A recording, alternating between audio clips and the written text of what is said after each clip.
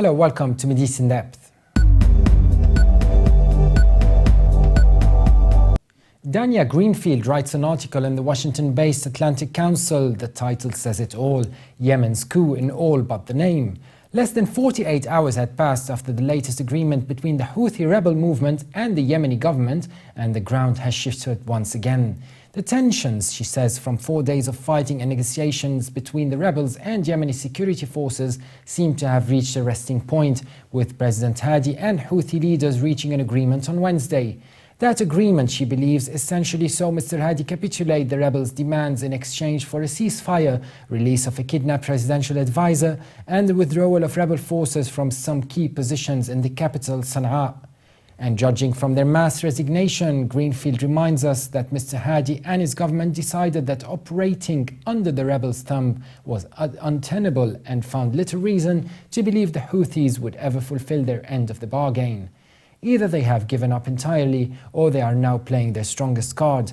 But the true extent of Houthi ambition is unclear, she says, but the fact that they did not kick Mr. Hadi out of the presidency or claim the premiership indicates they prefer to control from behind the scenes by placing their members in ministries and high-level government positions. This allows them to consolidate power, but without being saddled with ultimate responsibility. But the resignations of Mr. Hadi and Mr. Baha now turn the table on their strategy. Greenfield says the rebels' tactics affirm the power of the gun over the power of persuasion, and it marks a massive setback from the democratic transition process that began in 2011 with a youth-led uprising against longtime President Ali Abdullah Saleh, a new government and a successful national dialogue conference that produced agreement on the country's most pressing problems.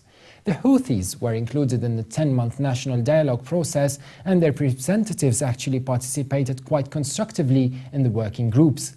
Houthis were ultimately unhappy with the agreement of a 6-state federal system they perceived would erode their power and autonomy.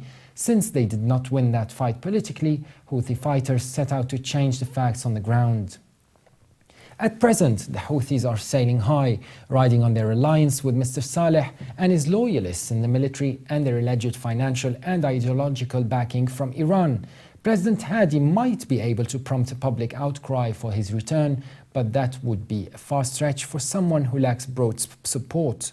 Greenfield then concludes this may not qualify technically as a coup, but the result may be the same, and the Houthis are unlikely to stop until they have full control, at least over the north of the country.